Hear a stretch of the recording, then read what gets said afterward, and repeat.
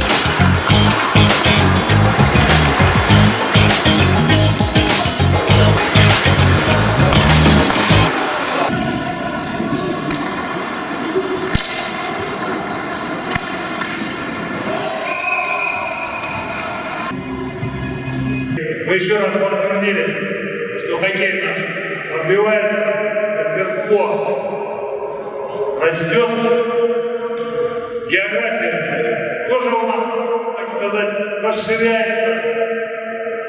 Мы поставили перед собой задачу на следующую спартакиаду по зимним видам спорта, чтобы участвовало не менее 20 команд. И я думаю, что мы с этой задачей справимся. Не повезло в этом году ленчанам, какие-то там у них передряги, не смогли они приехать.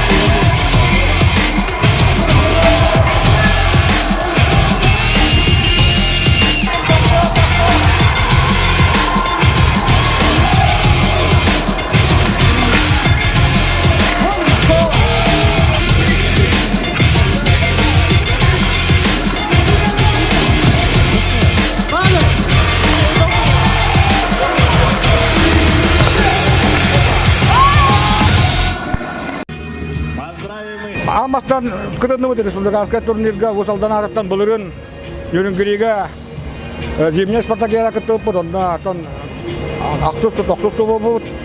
Быйыл бу төрөмнөрө бастатыбыт историяга бастыкы турнир болла бу группадан кайтаннар төр улустары онна соперниктерден бары күчтәктер билемнәмиттер. Онотон бу бүтәй конюган намнары кыл өтөйдү кыямыт чемпионатын ыллыбыт. Оны болаттар бар бараларга мактал. Оннабы жаңга оннотон бихине поддержкалабыттарга бараларга. Мы рады, что впервые на чемпионате республики по хоккею участвовали представители сельских улусов. Это Регина Каркаласская область, это Усалданская область, это Арнамская область. Ранее в истории хоккея на чемпионатах республики среди взрослых из этих улусов команды никогда не участвовали. Возрожденная команда Ханкаласского улуса